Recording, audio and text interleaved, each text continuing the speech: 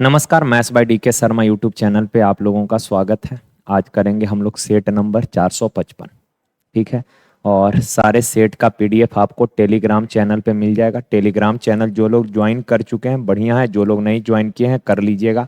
Telegram channel का नाम भी नहीं है, मैथ्स बाय डीके शर्मा।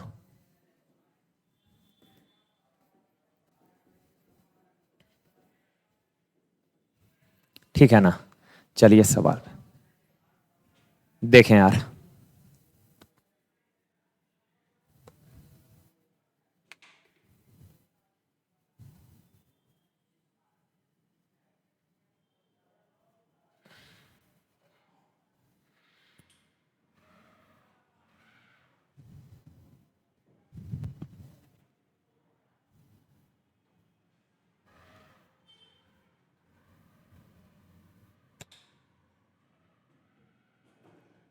अब लाइट दिख रहा होगा, चलिए देखिए। का 85 वस्तुओं का अंकित मूल्य 153 वस्तु के लागत मूल्य के बराबर है। जैसे जैसे बोला है लिखते जाइएगा। कहा 85 वस्तु का यानी गुना होता है। 85 वस्तु का अंकित मूल्य 153 वस्तु के लागत यानी कॉस्ट प्राइस के बराबर है। ठीक है, 17 पचे 85, 17 नमा 153 होता है। तो यहां से एमपी और सीपी का रेशियो अगर लिखेंगे तो ये 9:5। सेकेंड डाटा में कहा यार 104 वस्तु का विक्रय मूल्य, 104 वस्तु का एसपी यानी कि सेलिंग प्राइस, और 65 वस्तु का अंकित मूल्य, 65 वस्तु का मार्क प्राइस बराबर है 13 8 104, 13 पचे 65। तो यहां से एसपी और एमपी का अगर रेशियो लिखिएगा तो ये हो जाएगा 5:8। अच्छा, दोनों रेशियो में कॉमन लेटर कौन है? दोनों में एमपी कॉमन है। एमपी अगर कॉमन है तो दोनों जगह सेम करना पड़ेगा। यहां 8 से गुना करना पड़ेगा और इसमें 9 से। तो सर एमपी, सीपी और एसपी यहां 8 से गुना करेंगे, 8 नमा 72, 8 पचे 40, और उसमें 9 से गुना करेंगे तो 9 पचे 45, एसपी आ गया।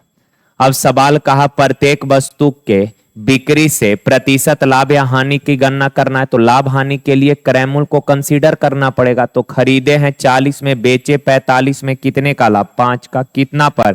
क्रय मूल्य पर। लाभ या हानि ऑलवेज क्रय मूल्य पर। तो क्रय मूल्य बट्टा में परसेंट 100 से गुना, 20 दूना 40, 20 पचे 100, 25/2, 25/2 यानी 12.5% प्रॉफिट, 12.5% प्रॉफिट। ऑप्शन बी ठीक है। चलिए देखिए, का सुखने ने बिक्री के लिए कुछ खराब होने वाली वस्तुएं खरीदी है। बिक्री के लिए कुछ खराब होने वाली वस्तु खरीदी है, लेकिन उनमें से 15% वस्तुएं बेची नहीं जा सकी। यानी कि जितने भी वस्तु खरीदा है ना, उनमें से 15% वस्तु बेचा नहीं जा सका। तो यार देखिए, वस्तु कितना खरीदा है ये तो नहीं दिया है। अगर परसेंट में रिजल्ट मांगा है, मानने का तो आप एक्स बाई जेड जो दिल करे वो मान सकते हैं, पर परसेंट में रिजल्ट मांगा है तो मन से जब कुछ मानिएगा तो 100 मान लीजिएगा, ताकि कैलकुलेशन आसान हो जाएगा। तो हमने मान लिया कि उसने टोटल 100 वस्तु खरीदा है। टोटल क्या वस्तु खरीदा है? 100 वस्तु खरीदा है। और एक वस्तु का सीपी मान लेते हैं, एक वस्तु का क्रय मूल्य मान लेते हैं 1 रुपया। एक वस्तु का क्रय मूल्य 1 रुपया, तो 100 वस्तु का क्रय मूल्य कितना हो जाएगा? 100 रुपया। एक वस्तु का क्रय मूल्य 1 रुपया, 100 वस्तु अगर खरीदा है तो टोटल क्रय मूल्य 100 रुपया हो जाएगा। आगे कहा 15% वस्तु बेचा नहीं जा सका। 100 वस्तु खरीदा, 15% यानी 15 वस्तु नहीं बेचा, तो बेचा होगा कै वस्तु? 85 वस्तु बेचा है। कै वस्तु बेचा है? 85 वस्तु बेचा। वस्तु लिखना नहीं है, टाइम खराब होगा फालतू। कहा कि हालांकि सुखेन बाकी वस्तुओं को उसी कीमत पर बेचने में कामयाब रहा, जिससे उन्हें 19% का कुल लाभ कमाने में मदद मिल सका। सुनिए ना, 85% वस्तु तो बेचारा का खराब हो गया, यानी कि बेचा होगा, सॉरी 15% वस्तु खराब हो गया तो बेचा 85%, और का फिर भी जो है उसको कुल 19% का प्रॉफिट हुआ है। तो टोटल क्रय मूल्य है 100 रुपए। चूंकि 100 वस्तु का क्रय मूल्य 100 है, 19% लाभ हुआ, तो ओवरऑल विक्रय मूल्य कितना होगा? 19% लाभ हुआ यानी विक्रय मूल्य कितना होगा? 119 रुपए का। यानी 85 वस्तु 119 रुपए में बेचा है तो एक वस्तु कितना में बेचा होगा? 119/85, 17 पचे 85, 17 सते 119, 7/5 यानी 2.4 रुपए में एक वस्तु बेचा। तो सवाल कहा कि सुखेन ने प्रत्येक वस्तु के लागत मूल्य से कितना प्रतिशत अधिक पर वस्तु को बेचा है। तो देखिए मेरे भाई, एक वस्तु खरीदा है 1 रुपया में और एक वस्तु बेचा है कितना में? 2.4 में। एक वस्तु सॉरी 1.4 होगा हो, तो लाभ कितने का होगा? 0.4 का लाभ होगा। कितना पर? क्रय मूल्य यानी 1 पर। परसेंट में रिजल्ट मांगा 100 से गुना, 0 से डेसिमल कैंसल, 4 दहा 40%। ऑप्शन था ना आसान सवाल, बस लैंग्वेज डरावना टाइप का लग रहा है। देखिए कहा 5 किलोमीटर के दौड़ में एस ने टी को 500 मीटर का बढ़त दिया। एस ने टी को 500 मीटर का बढ़त कहने का मतलब यह हुआ कि एस ने टी को बोला कि भैया आप 500 मीटर आगे से दौड़िए, कोई दिक्कत नहीं है, फिर भी हम दोनों फाइनल पॉइंट पर एक ही साथ पहुंचेंगे। लिखा भी है, देखिए ना, कहा 5 किलोमीटर के रेस में एस ने टी को 500 मीटर की बढ़त दी। यदि उन्होंने एक ही समय में दौड़ को पूरी की और टी की गति अगर 13.5 किलोमीटर है तो एस का गति क्या होगा? एक ही समय में रेस कंप्लीट किया, 500 मीटर आगे से दौड़ा, फिर भी फाइनल पॉइंट पर दोनों एक ही साथ पहुंचा है। जैसे मान लीजिए ये 5 किलोमीटर लंबा ट्रैक है। कहा कि भैया एस यहां से दौड़ना शुरू किया है और टी को 500 मीटर का स्टार्ट दिया। टी को कितना मीटर का स्टार्ट दिया? 500 मीटर का, यानी टी यहां से दौड़ेगा। ठीक है बात? तो 5 किलोमीटर लंबा रेस है, 5 किलोमीटर यानी 5000 मीटर का रेस है। 500 मीटर आगे से दौड़ेगा, यानी कि बाकी रेस जो बचा है टी के लिए कितने मीटर का? 4500 मीटर का। तो आप बताइए, एस यहां से दौड़ रहा है, टी यहां से दौड़ रहा है और दोनों एक ही समय में फाइनल पॉइंट पे पहुंचा। इसका मतलब एस जितने समय में 5000 मीटर दौड़ा है, टी उतने समय में 4500 मीटर दौड़ा होगा। चूंकि 500 मीटर आगे से दौड़ रहा है, यानी जितने समय में एस 5000 दौड़ा उतने समय में टी 4500 मीटर दौड़ा होगा। तो भाई यहां पर टाइम क्या है? सेम है। जितने समय में एस 5000 उतने ही समय में टी 4500, यानी कि टाइम सेम है। और आप सबको पता है। अच्छा, एस दौड़ा है कितना? एस, अरे यार हटना भाई, एस दौड़ा है कितना? 5000।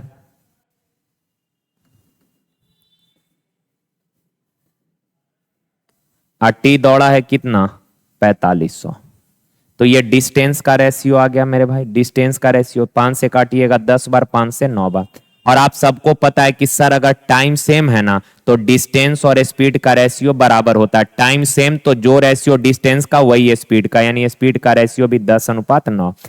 सवाल में टी का स्पीड दिया है, टी का स्पीड दिया है 13.5। टी का स्पीड अनुपात में कितना है? 9 यूनिट। 9 यूनिट 13.5, तो 1 यूनिट बराबर इतना, 1 यूनिट इतना। एस का स्पीड यानी 10 यूनिट का वैल्यू कितना? 10 से गुना, 0 से डेसिमल कैंसिल हो जाएगा, 9 एकम 9, 9 पचे 45, यानी 15 किलोमीटर पर आवर। तो एस का स्पीड 15 किलोमीटर पर आवर। ठीक है, चलिए देखिए, कहा कि 10 महिला किसी काम को पूरा करने में 16 दिन, 10 वोमेन अगर काम करेगी तो काम को 16 दिन में पूरा कर देगी। तो टोटल वर्क होगा man into day. Man into day, man कहने का मतलब वर्कर, ऐसा नहीं कि मैन मतलब केवल आदमी, मैन कहने का मतलब वर्कर है। कहा यार क्या कि 10 महिला किसी काम को 16 दिन में करेगी। 10 वोमेन अगर काम करे तो काम 16 दिन में हो जाएगा। टाइम से गुना कीजिएगा, ये फर्स्ट डेटा से टोटल वर्क आ जाएगा। आगे कहा यार 6 पुरुष 8 दिनों में करेगा। 6 मैन अगर काम करे तो काम को 8 दिन में कर देगा। टाइम से गुना किए तो ये सेकंड डाटा से टोटल वर्क है। दोनों टोटल वर्क है तो आपस में बराबर। अब काटा पीटी कर लीजिए, 8 दूना 16, 2 तिया 6। अब यार 2 टर्म बराबर, इनका रेशियो लिखेंगे, कोएफिशिएंट इंटरचेंज हो जाएगा, यानी कि 3:10। ओमैन और मैन के एफिशिएंसी का रेशियो आ गया। अब आगे सवाल में कहा कि यदि 12 पुरुषों ने कार्य करना शुरू किया और 2 दिन के बाद 6 पुरुष कार्य छोड़ देते हैं और 5 महिलाएं उनके साथ शामिल हो जाती है, तो काम कितने दिनों में पूरा हो जाएगा? काम कितने दिनों में पूरा होगा, काम कितने दिन में पूरा होगा ये पूछा। तो पहले बताइए टोटल वर्क कितना है, तो सर ये भी टोटल वर्क है, ये भी टोटल वर्क, ये भी टोटल वर्क है और ये भी टोटल वर्क है, दोनों टोटल वर्क है। कहीं से टोटल वर्क निकालिए, यहीं से, दो मत ले लीजिएगा। ये 16, ओरिजिनल टाइम 16 दिन है तो 16 है। ओमैन का एफिशिएंसी 3, तो 10 तिया 30 गुना 16, ये टोटल वर्क है। इस काम को करने के लिए शुरू में आपने 12 आदमी को लगाए थे और इन सब ने मिलकर 2 दिन तक काम किया था, ठीक है। इसके बाद 6 आदमी भाग गया, 12 आदमी था, 6 को भाग गया तो बचा कई आदमी, 6 आदमी। फिर आपने 5 महिला को बुला लिया तो 6 आदमी और अब 5 ओमैन, अब इतने वर्कर हो गए और ये सारे लोग मिलकर बचे हुए काम को हमने मान लिया डी दिन में खत्म कर दिया, काम खत्म हो गया। अब डी का मान निकालना पड़ेगा, तो जहां जहां मैन दिख रहा है वहां मैन का एफिशिएंसी लिखिए, मैन के जगह मैन का एफिशिएंसी, ओमैन के जगह ओमैन का एफिशिएंसी। तो ये हो गया 16 तिया 48 480, 12 दा 120 दूना 240, अब प्लस 60 5 तिया 15, 60 15 75 डी।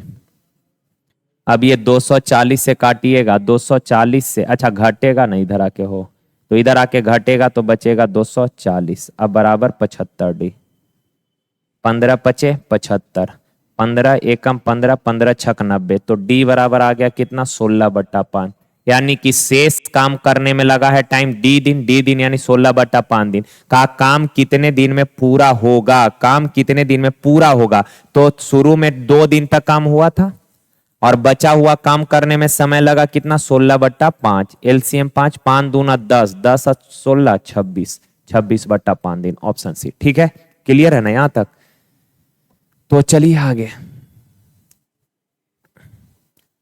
देखिए, का cos x plus sec x बराबर 7/2√3 है। जैसे ही बट्टा में √3 दिखा आपके मन में आ जाना चाहिए सर cos sec है, बट्टा में √3 है तो कितना डिग्री पर कॉस या सेक में, चाहे ऊपर या नीचे, अंश या हर, कहीं भी √3 आता है तो एक ही एंगल है 30 डिग्री में। कॉस 30 होता है √3/2, सेक 30 होता है 2/√3। तो एंगल लेकर भी सवाल को कर सकते हैं आप, बेसिक भी करिएगा तो भी आसान है, बस इसका स्क्वायर कर दीजिएगा वो फॉर्म आ जाएगा, पर हम बोलेंगे एंगल से करिए। तो यहाँ x बराबर अगर 30 डिग्री लीजिएगा, 30 लेंगे तो कॉस 30 डिग्री होता है √3/2 और सेक 30 डिग्री होगा जस्ट उल्टा 2/√3। एलसीएम लीजिएगा तो एलसीएम हो जाएगा 2√3, √3 3, 2 दूना 4, 4 3 7, सेटिस्फाई हो गया। लेफ्ट बराबर राइट हो गया ना, यानी कि एंगल 30 पर ये कंडीशन सेटिस्फाई होगा। तो 30 कॉस 30 √3/2, √3/2 का स्क्वायर, √3/2 का स्क्वायर करिएगा तो 3/4। यहां सेक 30 2/√3, 2/√3 का स्क्वायर करिएगा 4/3, एलसीएम हो जाएगा 12, 4 तिया या 3, 4 तिया 3 चौक 12, सॉरी 4 तिया 3 तिया 9, 3 चौक 4 चौक 16, 16 9 25/12, ऑप्शन बी, ठीक है। ऐसे, और आप चाहें तो इसको ऐसे भी कर सकते हैं सर, स्क्वायर पूछा, यहाँ cos x sec x है और यहाँ स्क्वायर है तो बस इसका स्क्वायर कर लीजिए, दोनों साइड, बोथ साइड स्क्वायर करेंगे तो ये हो जाएगा cos स्क्वायर x अब प्लस sec स्क्वायर x अब plus 2 cos x into sec x बराबर, दाएं साइड स्क्वायर करेंगे तो 49/2√3 का स्क्वायर 12। अच्छा, cos theta into sec theta क्या होता है 1 होता है, cos theta into sec theta 1, तो ये cos स्क्वायर x अब प्लस सेक स्क्वायर x, 2 1 कम 2, 2 उधर जाके घट जाएगा, 49/12 में से 2 घट जाएगा तो 12 दूना 24, 49 में से 24 गया कितना 25/12। तो ऐसे भी करिए, कोई दिक्कत नहीं है ना। पर देखने से ही लग गया था कि 30 डिग्री पर यह सेटिस्फाई होगा, तो चेक भी नहीं करना था, डायरेक्ट आप बना लेते हो। हाँ देखिए, का किसी संख्या को 45 से डिवाइड करने पर शेषफल 21 आता है। इससे आसान तो कुछ हो ही नहीं सकता है, पर पूछता है सब, सारा सवाल जो है इस बार सीजीएल प्री का ही है। कुछ सवाल 4-5 सवाल सीएचएसएल 23 प्री का था, 1-2 सवाल एमटीएस का है, बाकी सब सीजीएल प्री का ही इसी बार का है।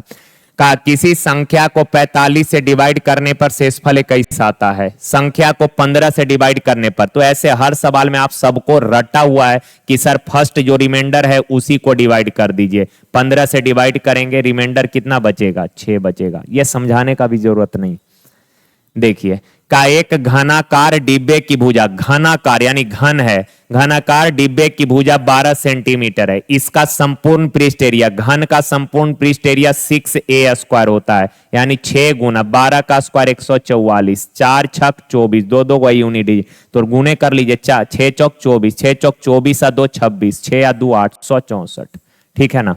चलिए देखिए देखिए यार, अब यहां पे कई बार लोग जबरदस्ती का C&D apply, componendo dividendo apply कर देता है। भाई सीएनडी अप्लाई नहीं होगा, क्यों? क्योंकि आइडेंटिटी का कॉफिशिएंट सेम नहीं है तो सीएनडी नहीं लगेगा, यहां पर आपको बनाना पड़ेगा। अच्छा क्रॉस करिएगा, क्रॉस करिएगा तो ये हो गया 21 कॉस ए प्लस 3 साइन ए बराबर, ये दाएं साइड जाएगा तो इस 2 से दोनों में ना बारी बारी, तो 2 तिया 6 cos A plus 2 Chowk 8 sign ए। अच्छा 6 कॉस ए इधर आके घटेगा 15 कॉस ए, 3 साइन ए उधर जाके घटेगा 5 साइन ए, 5 तिया 15 तो 3 कॉस ए उधर चला जाएगा तो साइन बट्टा कॉस क्या हो जाएगा, टेन। टेन ए है कितना, 3, और आपसे पूछा है कॉट ए, टेन का उल्टा कॉट होता है, टेन 3 है तो कॉट क्या हो जाएगा, 1/3 हो जाएगा। ठीक है देखिए का ए बी और सी समान क्रम में एकांतरित होकर काम को करते हुए काम को 15 दिन में पूरा कर सकते हैं। का समान क्रम में अगर ये लोग काम करे ना, सेम पैटर्न पे काम करे तो काम को 15 दिन में कर देगा। पैटर्न कुछ भी हो सकता है, ए बी सी या फिर ए सी बी या बी ए सी, कोई भी एक पैटर्न को फॉलो करेगा तो ये लोग काम को निपटा देगा कै दिन में, 15 दिन में। आगे का ए की दक्षता बी के समान है, ए का जो एफिशिएंसी है ये किसके बराबर है, बी का, यानी कि दोनों के एफिशिएंसी का रेशियो 1:1। आगे कहा कि सी का एफिशिएंसी ए के बराबर है, सी का एफिशिएंसी ए के बराबर है यानी 1:1 होगा, और इन दोनों रेशियो को बैलेंस करेंगे। ए दोनों जगह कॉमन है तो इसका वैल्यू सेम करना पड़ेगा और संयोग से सेम है, यानी ए बी सी के एफिशिएंसी का रेशियो 1:1, यानी कि तीनों का एफिशिएंसी क्या है, बराबर है। अब आपसे सवाल बोला कि सी ए और बी के क्रम में एकांतरित होकर काम करे, तो भैया किसी भी ऑर्डर में काम करे, ए बी सी का ऑर्डर रहे, या सी ए बी हो या बी ए सी हो, कोई भी ऑर्डर को फॉलो करेगा। अगर इन तीनों का एफिशिएंसी बराबर है, शुरुआत में ए बी सी समान क्रम में कर रहा था तो 15 दिन लग रहा था, तो एफिशिएंसी बराबर है तीनों का, जिसके वजह से किसी भी ऑर्डर में काम करेगा तो टाइम क्या दिन लगना है, 15 दिन लगना है। तो इसको बनाना भी नहीं था, थोड़ा सा लॉजिकल सवाल था ये। देखिए ये तो सॉल्व कर लेना है यार, सबसे पहले ब्रैकेट वाला को सॉल्व करिए। यहां पर 6 को 2 से डिवाइड करिएगा, कितना आ जाएगा, 3 आ जाएगा। अब 7, 3 से 3 खत्म हो गया, 7 में से 2 गया, 5 आ गया, यहाँ 5। अच्छा यहाँ 2 को 2 से डिवाइड करिएगा, 1, 3 में से 1 गया, यहाँ पर 2 आ गया। अब 2 गुना 5 करिए, 2 गुना 5 10 में से 6 जाएगा, पूरा 4 आ जाएगा, ये ब्रैकेट का। और यहाँ है 6 माइनस 5 और गुना 4, तो 6 माइनस 20 बराबर माइनस का 14, ऑप्शन है। देखिए 11 नंबर, एक छोटा सा चीज समझिए फिर सवाल करेंगे। जैसे दो प्रॉपर्टी आप सबको पता है, ये इसको क्या बोलते हैं जरा बताइए तो, ये जो क्वाड्रिलेटरल है इसको क्या बोलते हैं? इसको बोलते हैं मेरे भाई चक्रीय चतुर्भुज। ऐसा चतुर्भुज जिसका चारों कॉर्नर, चारों वर्टेक्स है या चारों कॉर्नर वृत्त के परिधि पर हो तो उसको बोलते हैं चक्रीय चतुर्भुज, साइक्लिक क्वाड्रिलेटरल। चक्रीय चतुर्भुज यानी साइक्लिक क्वाड्रिलेटरल। और चक्रीय चतुर्भुज में आमने सामने के कोनों का योग, जैसे suppose A B C D, ये एक चतुर्भुज है। कैसा चतुर्भुज है? चारों कॉर्नर वृत्त के परिधि को टच कर रहा है, यानी सर ये चक्रीय चतुर्भुज है। और अगर ये चक्रीय है तो इसमें आमने सामने के कोनों का योग होगा 180। आमने सामने के कोनों का योग 180। मानते हैं यहां तक? एक और ये भी प्रॉपर्टी आप सबको पता होना चाहिए कि सर किसी भी चाप द्वारा, ये सपोज चाप है, ठीक है, इस चाप द्वारा वृत्त के केंद्र पर बना ये कोण और इसी चाप द्वारा वृत्त के परिधि पर बना ये कोण, वृत्त के परिधि पर बना ये कोण, केंद्र पर बना कोण परिधि पर बने कोण का 2 गुना होता है। परिधि पर थीटा तो केंद्र पर बनेगा 2 थीटा। ये दो प्रॉपर्टी आप सबको पता है। आ जाइए देखिए तो ये चक्रीय चतुर्भुज नहीं है, ओके ना, चूंकि चारों कॉर्नर वृत्त के परिधि को टच नहीं कर रहा है मेरे भाई, तो ये एक चतुर्भुज है पर चक्रीय नहीं है। अब आप बताइए ये वाला कोण दिया है ए ओ बी 130 डिग्री, ए ओ बी 130 दिया और ये वाला पूछा है। सबसे पहले तो आप बताइए इस चाप द्वारा केंद्र पर बना कोण 130, तो इसी चाप द्वारा परिधि पर बना कोण केंद्र का आधा यानी कितना हो जाएगा 65 डिग्री। अच्छा अब जरा अगर आप देख पा रहे हैं, अगर आप देख पा रहे हैं, क्या कर रहे हैं, देख पा रहे हैं, तो बताइए तो क्या ये चक्रीय चतुर्भुज नहीं है? क्या ये चक्रीय चतुर्भुज है क्या? तो आप बोलेंगे सर है, चारों कॉर्नर वृत्त के परिधि पर है यानी ये चक्रीय है, और चक्रीय है तो आमने सामने के कोणों का योग 180 डिग्री होगा, तो ये वाला कोण कितना होगा, तो 180 माइनस 65, 5 115, ऑप्शन ए ठीक है, हो जाएगा। चलिए देखिए, का 198 घंटे में धारा के विपरीत दिशा में 20 किलोमीटर और धारा के दिशा में 44 किलोमीटर जाती है। बोट का चाल बी, वाटर का चाल डब्लू मान लिए, तो 20 किलोमीटर धारा के विपरीत जाएगी, समय लगेगा कितना, दूरी बट्टा चाल, विपरीत तो चाल घटेगा। 44 किलोमीटर धारा के दिशा में, तो धारा के डायरेक्शन में जाएगा तो चाल जुट जाएगा, समय कितना, बोट प्लस वाटर, और इसको मिलाकर टोटल समय लगा है कितना 8 घंटा। का 5 घंटे में वह धारा के विपरीत डायरेक्शन में 15 किलोमीटर और धारा के डायरेक्शन में 22 किलोमीटर जाती है। का 15 किलोमीटर धारा के विपरीत गए और 22 किलोमीटर धारा के दिशा में गए, तो टोटल टाइम लगा है कितना 5 घंटा। ये दो इक्वेशन है, सॉल्व कर लेना है। किसी एक को सेम कर लीजिए, दोनों में से किसी को इक्वल बनाइए, यही आसान लग रहा है, इसी को इक्वल बनाते हैं तो 2 से गुना करिएगा, तो 15 दूना 30, 22 दूना 44, 5 दूना 10। अब इन दोनों इक्वेशन को घटा लीजिए, इन दोनों को घटाइएगा तो ये प्लस का और ये माइनस का कट जाएगा। अब यहां पर बताइए 20 बट्टा बी माइनस डब्ल्यू और यहां है 30 बट्टा बी माइनस डब्ल्यू, तो एलसीएम तो हो जाएगा बी माइनस डब्ल्यू, और ऊपर 30 और ये है माइनस 30, 20 और माइनस 30, माइनस का 10, और इधर 8 में से 10 जाएगा माइनस का 2, माइनस से माइनस कट जाएगा, 2 से काट दीजिएगा 5 बार, तो बी माइनस डब्ल्यू बराबर कितना हो जाएगा 5। अब यहां से थोड़ा सा सीरियस हो जाइए, आराम से सब लोग 100% दिमाग यहां पे कॉन्सेंट्रेट करिए और मने मने कैलकुलेशन करिएगा।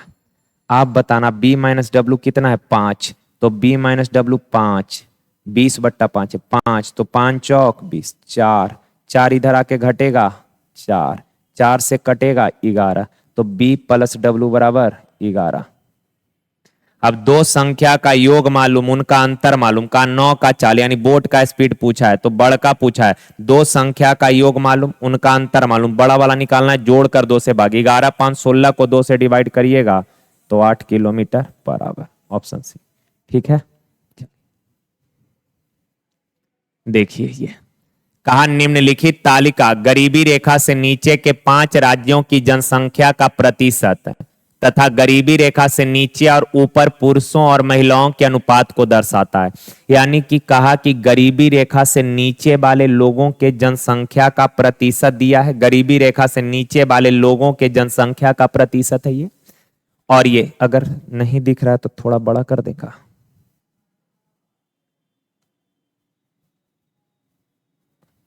अब दिख रहा होगा है ना। यह दिया है गरीबी रेखा से नीचे वाले जनसंख्या का प्रतिशत, यह है गरीबी रेखा से नीचे वाले पुरुष तथा महिला के जनसंख्या का रेशियो, और यह है गरीबी रेखा से ऊपर वाले पुरुष तथा महिला के जनसंख्या का रेशियो। सवाल पे आ जाइए यार, कहा राज्य बी और सी के प्रत्येक का जनसंख्या 6000 है, तो इन दोनों राज्य में गरीबी रेखा से नीचे की महिलाओं की कुल संख्या कितनी है। अच्छा बी का जनसंख्या 6000 है, आप जरा देखिए तो बी का जनसंख्या कितना है 6000, बी का जनसंख्या 6000 है, बी का जनसंख्या 6000 है, और बी में गरीबी रेखा से नीचे वाले जनसंख्या का प्रतिशत, गरीबी रेखा से टोटल बी में 6000 लोग हैं, उन 6000 में से गरीबी रेखा से नीचे क्या परसेंट 13%, तो परसेंट से 2 जीरो कैंसिल, 13 छक 78 यानी 780 है। बी के जब बी का जनसंख्या 780। अच्छा, बी में गरीबी रेखा से नीचे वाले पुरुष, इसका कोई यूज नहीं क्योंकि ये गरीबी रेखा से ऊपर का दिया है, पूछ रहा है गरीबी रेखा से नीचे वाला। तो शहर बी में गरीबी रेखा से नीचे वाले पुरुष और महिला के संख्या का रेशियो कितना है? 8:5। तो 8×5=13। थोड़ा मेंटली करिए ना, 8×5=13, 13 यूनिट बराबर 780, तो 1 यूनिट बराबर 13×6=78, 60, तो 5 यूनिट बराबर 60 बचे 300, यानी महिला है 300 बी में। सी पे आ जाइए। सी में, सी का भी टोटल जनसंख्या है 6000। टोटल जितने, सब गरीबी रेखा से नीचे नहीं है, टोटल जितना जनसंख्या है ना उनमें से 26% गरीबी रेखा से नीचे है। तो परसेंट से 2 जीरो कैंसिल, 0, 6×6=36, 6×2=12, 3×15, 1560 लोग गरीबी रेखा से नीचे हैं। और शहर सी में गरीबी रेखा से नीचे वाले पुरुष और महिला के संख्या का रेशियो कितना है? 9:4। 9×4=13, 13 यूनिट बराबर कितना है? 1560। तो 1 यूनिट बराबर 13×13, 13×2=26, 120। 1 यूनिट 120 है, तो महिला का संख्या पूछा तो ओनली महिला निकालिए। 4 यूनिट 12×4=48, यानी 480। यानी शहर सी में गरीबी रेखा से नीचे वाले महिला का संख्या 480। शहर बी में गरीबी रेखा से नीचे वाले महिला का संख्या 300। 300 और 480, 780। ऑप्शन डी ठीक है। चलिए देखिए, कहा दो वृत्त जो एक दूसरे को बाह्य रूप से स्पर्श करते हैं। केंद्र ओ वाले पहले वृत्त की त्रिज्या 12 है और केंद्र ए वाले दूसरे वृत्त की त्रिज्या 8 है। उनकी उभयनिष्ठ स्पर्श रेखा बीसी की लंबाई। यहाँ पे 3 केस होता है, समझिए तीनों को और लिख लीजिएगा या स्क्रीनशॉट ले लीजिएगा, जो भी करना होगा कर लीजिएगा आप। एक वृत्त ये है मेरे भाई और एक वृत्त ये है। ये है क्या? तो ये है उभयनिष्ठ स्पर्श रेखा। अनुस्पर्श अनुप्रस्थ आगे पढ़ेंगे, अभी इसी में करेंगे, लेकिन अभी इसको क्या बोलेंगे? उभयनिष्ठ। उभयनिष्ठ कहने का मतलब कॉमन, इस वृत्त को भी स्पर्श कर रहा, ये लाइन इस वृत्त को भी स्पर्श कर रहा, यानी उभयनिष्ठ स्पर्श रेखा है। इसमें दूसरा होता है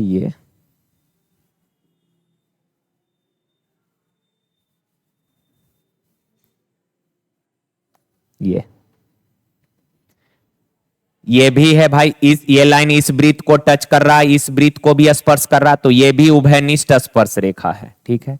और एक तीसरा केस है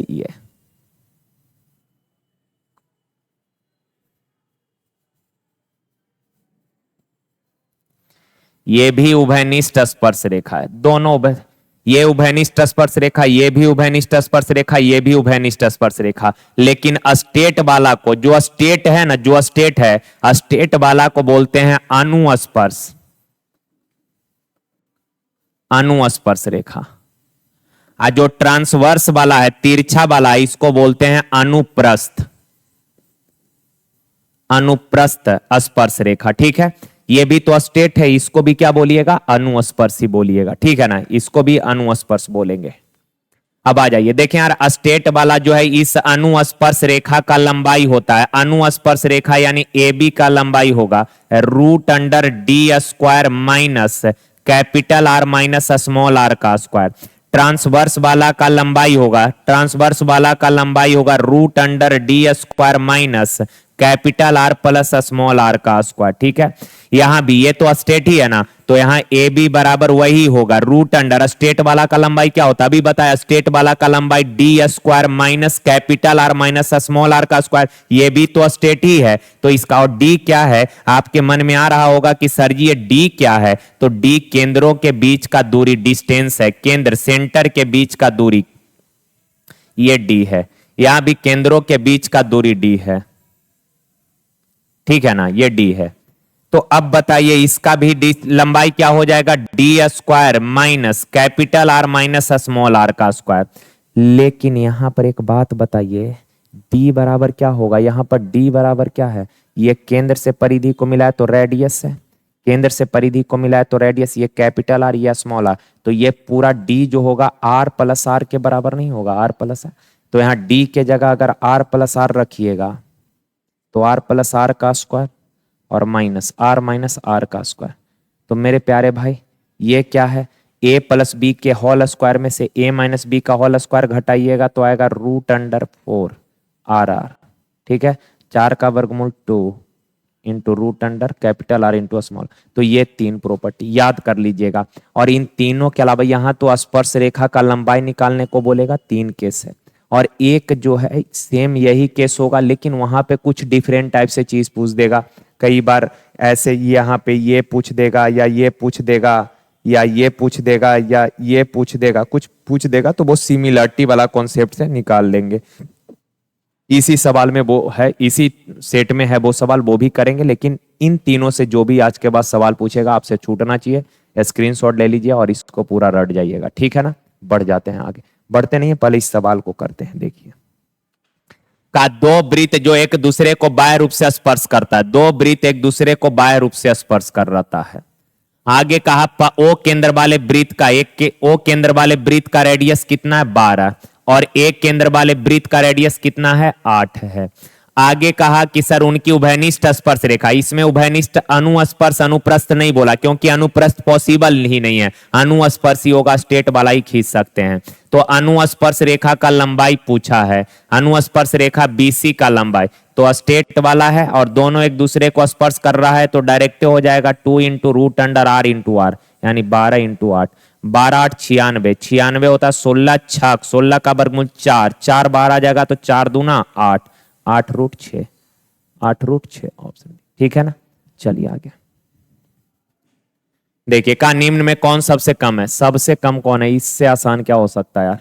गुना करके डेसिमल 2 अंक से पहले लगा देना है, तो 12 पचे 60, 12 पचे 60, 12 दूना 24 6 30, 12 छक 72, 3 75, डेसिमल 2 अंक से पहले, 15 पचे 75, 15 पचे 75, 75, 75 7 82, हाथ में रहा 8, 15 पचे 75, 75 और 8 93, डेसिमल से 2 जीरो कैंसिल 72, सॉरी परसेंट से 2 जीरो कैंसिल 72, 9 पचे 45, 9 चौक 36 4 40, 9 8 72 4 76, डेसिमल 2 अंकों से पहले। का सबसे कम कौन है, सबसे कम कौन है, आप ही बता दीजिए सबसे कम कौन है। हम क्या बोले, 72 सबसे कम है, 72 यानी कि ये 720 का 10%, 720 का 10%। देखिए ए क्यू प्लस बी क्यू, याद करिए कल भी ये सवाल, कल नहीं जो सुबह में मॉर्निंग में सेट डिस्कस किए थे उसका पहला सवाल ही था ऐसा, और आगे भी कराते रहेंगे इस फॉर्मूला से बहुत सवाल, जब तक ये पूरा आपके जेहन में नहीं फिट हो जाएगा, सेट हो जाएगा, सपना में ना ये 3 4 फॉर्मूला आने लगे, तब तक यही कराते रहेंगे। चाहे पेपर में अलजेब्रा का कोई सवाल आए तो छूट जाए, फर्क नहीं पड़ता, पर यही कराते रहेंगे। लभी A cube plus B cube plus C cube minus 3ABC बराबर दिया है 405, कितना दिया है 405, और इसका फॉर्मूला होता है half A plus B plus C into A minus B का whole square plus B minus C का whole square plus C minus A का होल स्क्वायर। अभी मॉर्निंग में एक वीडियो डाले थे उसमें इसका चारों फॉर्मूला लिखे थे, आप लोग देख लीजिएगा, उसको स्क्रीनशॉट लेके रखिएगा। A cube plus B cube plus C cube minus 3ABC का वैल्यू कितना है 405 बराबर half of A plus B plus C का मान निकालना है, एक्स मान लेते हैं क्या, इतना लिखने से अच्छा है एक्स मान लेते हैं, इनटू ए प्लस बी का whole square B plus C का होल स्क्वायर सी प्लस ए का होल स्क्वायर दिया है कितना 54। अब काटा पीटी मचा दीजिए, 2 से 27 दूना 54, 27 से काटिएगा 27 से, या 9 से काटते हैं, 9 चौक 36, 9 पचे 45, 9 तिया 27, 3 से 15 तिया 45, तो x का वैल्यू कितना आ गया 15 आ गया, ठीक है ना। चलिए आगे देखिए, का एक बर्तन में, थोड़ा स्पीड में यार क्योंकि जस्ट इसके बाद फिर जाना पड़ेगा भीखना पहाड़ी जाके क्लास भी लेना है। का एक बर्तन में तरल रतल लिख दिया, तरल भरा जाता है जिसमें 5 भाग जल, वाटर है 5 भाग और चाशनी है 11 भाग। आगे का मिश्रण के कितने भाग को निकालकर जल से प्रतिस्थापित कर देना चाहिए, ताकि मिश्रण में 3:2 में चाशनी, ध्यान से उल्टा लिख दिया, 3:2 में चाशनी जल है, यानी 3 चाशनी है और 2 जल है, तो चाशनी 3 और जल 2 है। का मिश्रण का कितना भाग निकाले, यही मेन सवाल है, ये मिश्रण का कितना भाग निकालकर उसे जल से रिप्लेस कर दिया जाए, यानी कि जितना भाग मिश्रण निकाले हैं उतना ही जल मिला दिए हैं। तो देखिए मिश्रण का टोटल क्वांटिटी मान लेते हैं x, अपने पास जो जल और चाशनी का जो मिश्रण था वो x लीटर था, उसमें से हमने 22 लीटर निकाल लिए। ओरिजिनल वाला मिश्रण में रेशियो था वाटर चाशनी का 5:11, 5 कुछ मिश्रण निकाल लेंगे तो बचा हुआ वाला मिश्रण में भी रेशियो क्या रहेगा, 5:11 रहेगा। टोटल मिश्रण था 1 लीटर जिसमें रेशियो था 5:11, हमने 22 लीटर मिश्रण निकाला, 22 लीटर मिश्रण निकाल लिया तो शेष मिश्रण बच गया होगा x माइनस बाई, और इस शेष बचे मिश्रण में भी वाटर और चाशनी का रेशियो 5:11 होगा। कहा कि जितना वाटर निकाले हैं, जितना मिश्रण निकाले उतना ही वाटर मिला है, तो 22 लीटर निकाले थे, 22 लीटर मिला दिए तो क्वांटिटी हो गया x लीटर, यानी कि शुरुआत में जितना था उतना ही क्वांटिटी हो गया। आपसे हम पूछे मिश्रण के टोटल क्वांटिटी को ये रिप्रेजेंट करेगा या ये रिप्रेजेंट करेगा, तो आप सोच कर बताइएगा। टोटल मिश्रण था 1 लीटर जिसमें रेशियो था 5:11, 22 लीटर निकालने के बाद शेष बचा इतना, इसमें वाटर और चाशनी का रेशियो इतना, 22 लीटर पानी मिला दिए तो टोटल क्वांटिटी ये वाला रिप्रेजेंट करेगा। ठीक है, बाटर मिलाए हैं सर, बाटर मिलाए हैं तो चाशनी सेम करना पड़ेगा। अगर इसको इक्वल बनाना है, 11 और 3 को इक्वल बनाना है तो 3 से ऊपर में गुना करिए, तो दोनों में ना 3×5=15, 11 से नीचे 11 दूना 22, 11×3=33। अब इसका कोई यूज नहीं, हटा दीजिए। बताइए तो जरा, जो शेष मिक्सचर था 22 लीटर निकालने के बाद जो शेष बचा उसमें वाटर 15, चाशनी 33, तो टोटल मिक्सचर कितना, 48। फिर उतना ही पानी मिला दिए तो टोटल मिक्सचर बन गया, टोटल मिक्सचर 22 वाटर 33 चाशनी, तो टोटल मिक्सचर का क्वांटिटी 55, यानी ओरिजिनली भी 55 होगा। तो का मिश्रण का कितना भाग निकाले, टोटल 55 था, 48 बच रहा है, यानी कितना निकाले हैं, 7, 7 निकाले हैं कितना में से, 55 में से, 7/55 ऑप्शन। ठीक है, चलिए देखिए, का एक दुकानदार अपना सामान 18% छूट देकर बेचता है और फिर भी 30% लाभ कमाता है। वह अंकित मूल्य पर 12% छूट देकर अपना सामान बेचे। देखिए ना, अंकित मूल्य मान लीजिए है 100, 18% डिस्काउंट दिया तो बेचा कितना में, 82 में, और उसे 30% लाभ हुआ, 82 में बेचा ना, 30% लाभ हुआ, यानी विक्रय मूल्य 130 होगा। तो विक्रय मूल्य का कंपैरिजन विक्रय मूल्य से, क्रय मूल्य निकालना है 100 से गुना, 13 से तो कटेगा नहीं, कैलकुलेशन थोड़ा ज्यादा नहीं हो रहा है। तो इसको दूसरा वाला तरीका से कर लेंगे, पहले ऐसे देख लीजिए, ये 1300, 13 दूना 26, हाथ मेरा 2, 13 8 104, 104 और 2 106,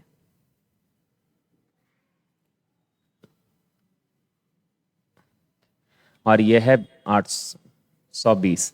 अब आगे का अंकित मूल्य पर 12% छूट दे, अंकित मूल्य पर 12%, यानी 1300 अंकित मूल्य है, 12% छूट देगा यानी कि 88% में बेचेगा। तो 2 जीरो से 2 जीरो, 13 8 104, हाथ मेरा 10, 13 8 104 और 10 114, यानी अब 114 में बेच रहा है। 820 का चीज 1144 में बेच रहा है, 114 मतलब ये 114 बोले थे, पूरा 1144 है। तो कितने का लाभ कमा रहा है हो, 4 2 324, 324 का लाभ कितना, क्रय मूल्य 820 पर, परसेंट तो 100 से गुना, 1 जीरो से 1 जीरो, 2 से 41 दूना 82, 2 से 5 दूना 10, अब 5 चौक 20, 2 इकाई अंक 2 है, तो ये पूरा कैलकुलेशन करना पड़ेगा। 5 चौक 20, हाथ में रहा 2, 5 दूना 10 और 2 12, 5 या 15, 1 16/41, 41 से गुना करिएगा, 4 एकम 4, 4 चौक 16 ज्यादा होगा, 3 बार में लगेगा। ठीक है, 3 यानी कि 3, 3 चौक 12, 123, यानी कि 9, 123 4 49 है नहीं, छोड़िए ना, हो इधर देखिए, 1620 को अगर 41 से डिवाइड करिएगा तो 41, 3 3 चौक 12, बच गया कितना, 9, 4 यानी कि 3 जीरो, एक 9 बार में 36, 9 एकम 9, 9 चौक 36, चक 36, 9 से तो 9 एकम 9, 9 चौक 36, 1 21, यानी 39 पॉइंट समथिंग कहीं है, एक के ऑप्शन है, ऑप्शन नंबर बी। ठीक है ना, ऐसे हाँ, नहीं तो फिर एमपी और सीपी का रेशियो वाला से कर सकते हैं। एमपी और सीपी का डायरेक्ट रेशियो, एमपी होता है 100 प्लस प्रॉफिट, सीपी क्या होगा 100 माइनस डिस्काउंट। इससे भी आप कर सकते हैं, जो अच्छा लगे। ठीक है, चलिए देखिए, cos A plus cos square ए बराबर 1 है, तो भाई कॉस ए बराबर क्या लिख सकते हैं, कॉस स्क्वायर उधर जाके घटेगा 1 माइनस कॉस स्क्वायर, और 1 माइनस कॉस स्क्वायर यानी क्या हो जाएगा साइन स्क्वायर ए।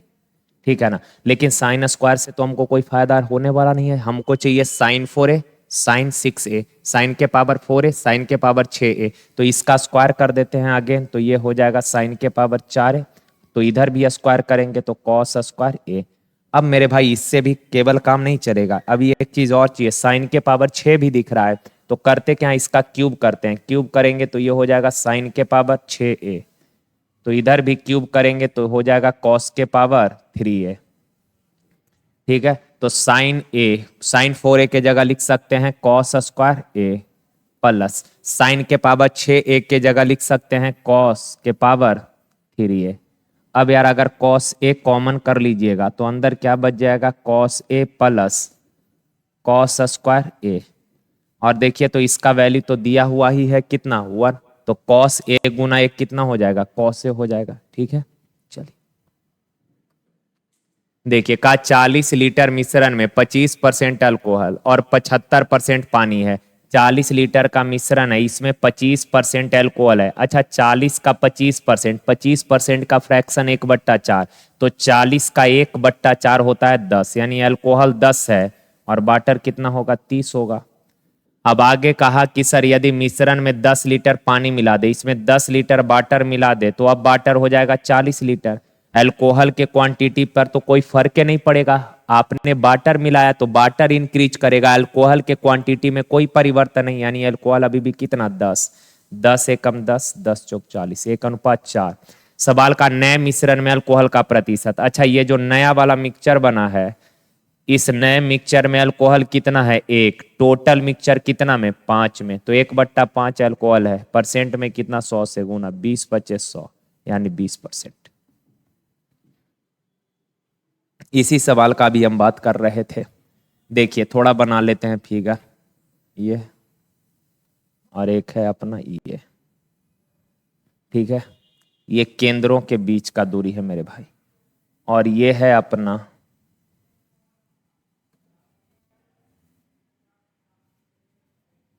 ये। ठीक है, ये है 4, ये है x, ये है 9 और ये है 6। आपसे x का मान पूछा है, तो यहां पर 3 तो अभी जस्ट पहले बताया।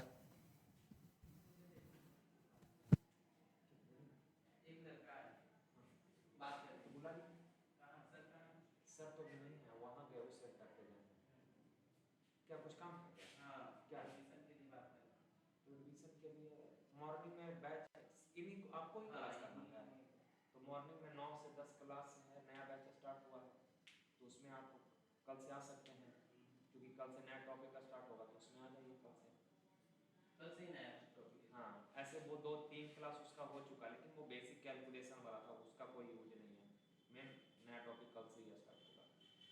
और कितने बजे से? 9 से 10 मॉर्निंग में, मैथ 9 से 10, रीजनिंग 10 से 11।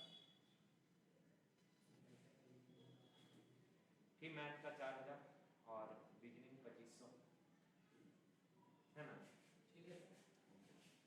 यार देखें आप, अब ये है तो यहां पर तो फॉर्मूला से 3 को कराई दिए, अनुस्पर्श रेखा वाला में 2 केस बनता है और अनुप्रस्थ वाला में 1 चीज, लेकिन ये अलग है भाई, यहाँ x का मान निकालना है तो इसमें सिमिलरिटी लगा लीजिए।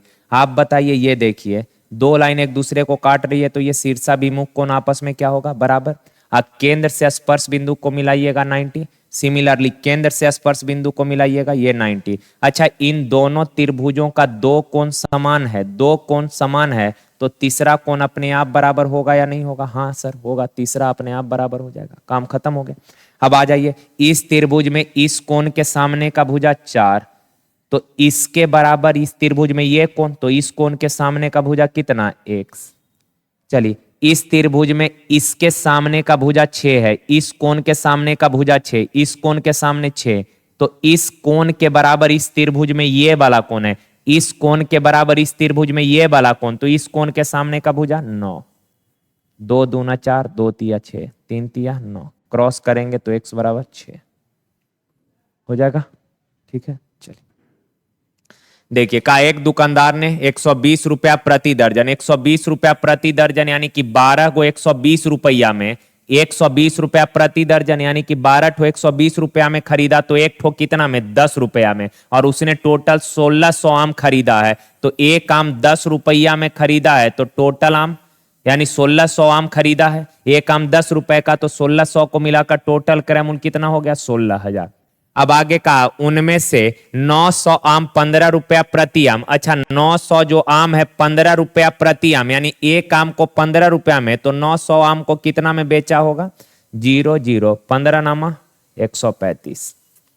अब का शेष आम, अच्छा 1600 आम खरीदे थे, 900 बेच दिए तो बचा 700, और 700 को 14 रुपए प्रति आम बेचे हैं, 14 रुपए प्रति आम के हिसाब से 700 बेचे हैं। तो यहाँ 0 0 14 सते 98, तो टोटल विक्रय मूल्य कितना हो गया सर, टोटल विक्रय मूल्य हो गया 23,300, टोटल विक्रय मूल्य 23,300, खरीदे हैं 16,000 में, बेचे हैं 23,300 में, तो कितने का प्रॉफिट हो गया, कितने का प्रॉफिट हो गया मेरे प्यारे भाई 7300 का। 7300 का प्रॉफिट कितना पर, क्रय मूल्य पर ना, यानी कि 16,000 %, 100 से गुना। रेशियो भी ले सकते थे, 2 जीरो से 2 जीरो कट जाता, आसान हो जाता रेशियो, पर कोई जरूरत नहीं है। 0 से 0, 1 0 से 1 0 कैंसिल हो जाएगा। अब 730 बट्टा 1600, 730 को 16 से डिवाइड कर दीजिए, 16 से 16 चौक 64, 16 पचे 80, 16 छक 96, 16 पचे 80, 45 पॉइंट समथिंग आएगा, ऑप्शन नंबर सी। ठीक है, चलिए देखिए x के पावर 17 + 1 को x + 1 से भाग देना है। आप सबको पता है कि सर जिससे भाग देना है, ऐसे हर सवाल में आप सबको पता है कि सर जिससे भाग देना होता है, का इस अलजेब्रिक फंक्शन को अगर x + 1 से डिवाइड करिएगा, रिमाइंडर क्या बचेगा, तो x + 1 से डिवाइड करना है, तो जिससे डिवाइड करना है इसके बराबर 0 लेते हैं, और यहां से x का मान निकाल लेते हैं -1। अब x का जो भी वैल्यू आया इस व्यंजक में रखिए, रिमाइंडर आ जाएगा। x है -1, तो -1 के पावर 17, अब +1, -1 के पावर ऑड नंबर, तो -1, अब +1, क्या हो जाएगा 0, ऑप्शन बी। ठीक है यहां तक, चलिए इसका निकालना है, तो आप बताइए x यहां दिख गया, x² + 1 है, नीचे भी x² + 1 है, तो आसान है, सॉल्व करेंगे x गुना x² अब प्लस का 1, अब बट्टा वाला x क्रॉस हो जाएगा, तो आ जाएगा यहाँ। अब बताइए x² + 1 का वैल्यू x है, x² + 1 का वैल्यू कितना है x, x² + 1 का वैल्यू नीचे भी कितना x, तो ऊपर x² + 1 x, अब +7x 8x, नीचे x² + 1 x, अब +11x 12x, काटिए 4 दूना 8, 4 तिया 12, यानी 2/3।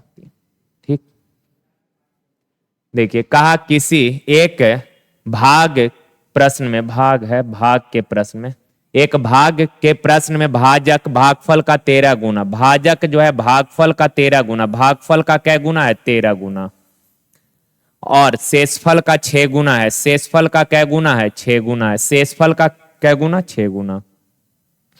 यदि शेषफल 39 है तो का भाज्य बताइए। अच्छा शेषफल 39 है तो 39 का 6 गुना भाजक है, 39 का 6 गुना, तो 6 नमा 54, हाथ मेरा 5, 6 त्रिक 18 और 5 23, 234 भाजक है। अच्छा भागफल का 13 गुना है, भागफल का 13 गुना, तो भागफल का अगर ये 13 गुना है तो मान लेते हैं भागफल है x, भागफल क्या मान लेते हैं x, या कुछ मान लेते हैं भागफल। अब भागफल का 13 गुना है कितना 234। जो समझदार बच्चा डायरेक्ट इसका 1/13 भाग निकाल लेगा, पर जो लोग ना समझ पाए ऐसे समझिए। तो 13 एकम 13, 13 8 104, तो 18।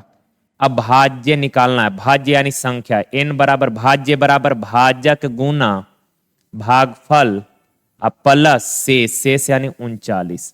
तो आप बताइए, आप पूरा सॉल्व मत करिए, सारे ऑप्शन का यूनिट डिजिट अलग अलग है, तो आप यूनिट डिजिट से कर लीजिए। 4 8 32, 32 का इकाई अंक 2, 2 + 9 11, 11 का 1 किसका है यहाँ 1 है, ऑप्शन नंबर सी ठीक हो जाएगा। चलिए देखिए 10, 15, 20 की छूट श्रृंखला के बराबर एकल छूट, 3 लगातार छूट के समतुल्य एकमात्र छूट। तो पहले इन दोनों का निकाल लें। तो 10 + 15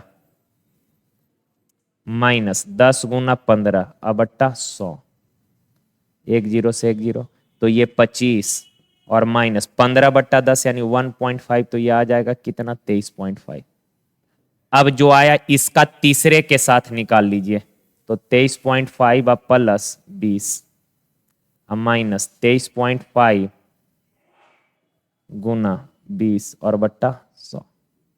तो 20 × 5 = 100, 5 से 5 चौक 20, 5 छक 5 चौक 20, 5 सत्ते 35। तो ये है 43.5 और माइनस 4.7, घटाइएगा तो 8 8 38.8%। कहाँ है 38? Option C. ठीक है, चलिए देखिए। तो कहा कुल टॉफी में से 1/10 खराब हो गया, शेष का 35% एस को दे दिया गया, और कुल टॉफी का 1/2 नहीं 1/8 है, सुधार कर लीजिए, 1/8 एन को दिया जाता है। यदि एन वाली टॉफी खराब टॉफी से 10 अधिक है तो एस को कितना टॉफी दिया गया। देखिए ऐसे सवालों में आप डायरेक्ट फ्रैक्शन के थ्रू बनाइए, या एक्स मान लीजिए या कुछ भी मान लीजिए। पर जब खुद से कुछ मानना ही चाहते हैं तो जब भी डेटा फ्रैक्शन में देना तो डिनोमिनेटर यानी हर का एलसीएम लेकर टोटल मान लीजिएगा। तो 10 और 8 से कटने वाला नंबर यानी 10 और 8 का एलसीएम 40। तो हमने मान लिया टोटल टॉफी है 40। टोटल क्या हुआ है 40 का 1/10 खराब हो गया कितना 1/10। तो 40 का 1/10 4 को खराब हो गया। आगे का शेष का 35% एस को दिया गया। एस को कितना दिया गया शेष का 35%। 40 में से 4 खराब हो गया, शेष बचा 36। हाँ 36 का 35% एस को दिए हैं। तो सर 5 सत्ते 35, 5 से 20 बार, 2 से 18 और 2 से 10 बार। 2 से इसलिए काटे, 4 से भी कट जाता, 2 से इसलिए काटे ताकि बट्टा में 10 रहेगा तो डेसिमल बैठा देंगे। 7 8 56, हाथ में रहा 5, 7 5 12। अब बट्टा वाला 10 हटाएंगे तो डेसिमल एक अंक से पहले। ठीक है, आगे का कुल टॉफी का 1/8 एन को मिला। कुल टॉफी का 1/8, टोटल 40 है तो 40 का 1/8 यानी 5 टॉफी एन को मिला है। कोई दिक्कत नहीं यहाँ तक मेरे प्यारे भाई को। अब कहा कि सर एन वाली टॉफी खराब टॉफी से 10 अधिक है। एन वाला जो टॉफी है खराब वाला से कितना ज्यादा है 10 ज्यादा है, पर अनुपात में कितना ज्यादा है 1 ज्यादा है।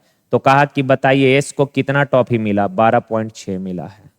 सर 0 से डेसिमल खत्म हो जाएगा यानी कि 126 टॉफी एस को मिला। ऑप्शन गलत है, सुधार लीजिएगा 126 ऑप्शन। ठीक है ना, चलिए देखिए। तो का एक निश्चित राशि पर 6 वर्ष के लिए 12.5% के दर से साधारण ब्याज, मूलधन से 13,500 कम है। 6 वर्ष में 12.5% के दर से जो साधारण ब्याज मिलेगा, 12.5% के दर से 6 वर्षों में जो साधारण ब्याज मिलेगा वो मूलधन से 13,500 कम है। तो 12.5% के दर से 6 साल का, 6 25 30, 6 12 6 72 3 75%। साधारण ब्याज है 75%, प्रिंसिपल होता है 100%। ब्याज प्रिंसिपल से कितना कम है 25% कम है, लेकिन एक्चुअल में कम है कितना 13,500। 13,500 25% बराबर 13,500, तो 1% बराबर इतना। साधारण ब्याज यानी 75% का वैल्यू पूछा है। तो 25 से काटिए 3 बार में 0 0, 3 5 15, 3 3 9 1 10, 3 और 1 40,500। ऑप्शन ए हो जाएगा ना, समझ जाएंगे। देखिए का एक महिला 3 शेयर में 3 4 5 के अनुपात में 27,600 रुपए का निवेश करती है। टोटल 27,600 निवेश की है, जो उस वर्ष के लिए उसके निवेश पर क्रमशः 20%, 15% और 5% का लाभांश मिलता है। तो का कुल लाभांश क्या है, टोटल लाभांश। तो एवरेज निकाल लेते हैं यार, लाभ का एवरेज निकाल लेते हैं। तो आप बताइए, तो 20% के दर, 3 रुपए पर 20% के दर से टोटल 20% लाभांश मिलता है। लाभ हुआ है तो टोटल आप 20 दिया 60, मेंटली करिएगा। 15 चौक 60, 60 60 120, 5 पचे 25, 120 25 145% टोटल मिला है। तो औसत लाभ कितना, टोटल डिवाइड करना पड़ेगा संख्या से, 5 4 9 3 12 से, यानी कि औसत लाभ इतना है। ठीक है, टोटल कितना रुपए पर इतने का लाभ हुआ है 27,600 पर। बहुत आसान हो गया, परसेंट से 2 जीरो कैंसिल हो गया, 12 से काटिएगा, 12 दूना 24, 12 दूना 24, 12 तिया 36, 3 पचे 15, इकाई अंक 5, 2 गो का। अब यहाँ से कैलकुलेशन तो हम करने वाले हैं नहीं, डिजिट सम लगा लेंगे, चूंकि सबका डिजिट सम अलग अलग है। तो 2 और 3 5, 2 और 3 5 इंटू 5 4 9 1, 5 एकम 5, डिजिट सम 5 किसका आ रहा है? तो 8 2 10 5 15 3 18, यानी इसका डिजिट सम 9 आ रहा है। 5 3 8 1 9 कट गया, इसका डिजिट सम 2 आ रहा है। 5 3 8 3 11 3 11 3 14, 14 का डिजिट सम 5 आ रहा है। 5 3 8 2 10 5 15 का डिजिट सम 6 आ रहा है, अपना बी ऑप्शन। नहीं तो गुना कर लेंगे, वो भी आसान ही है। देखिए का ए बी सी एक समकोण त्रिभुज है, बी 90 है। ए बी सी एक समकोण है जिसमें कोण बी कितना डिग्री है? 90 है। ये ए होगा, ये सी हो गया। अब आगे कहा यार कि tan ए 1/√3 है। tan ए 1/√3 है तो sin ए cos सी प्लस cos ए sin सी। आप सबको ये फॉर्मूला याद है? याद ही होगा, इधर लिख देते हैं। sin ए प्लस बी बराबर क्या होता है? sin ए प्लस बी बराबर होता है sin ए इंटू cos B plus cos A into sin B. होता है ना? हो तो बताइए तो sine A into cos B, C B का काम कर रहा है, एंगल बी का। तो sine A into cos B plus cos A into sine B, ये किसका फॉर्मूला है? तो आप बोलेंगे sir sine A plus B का, साइन ए प्लस बी का। ठीक है, अब आप बताइए sign A plus B, B का काम यहाँ सी कर रहा है, बी का काम कौन कर रहा है? सी कर रहा है, तो ये सी हो जाएगा।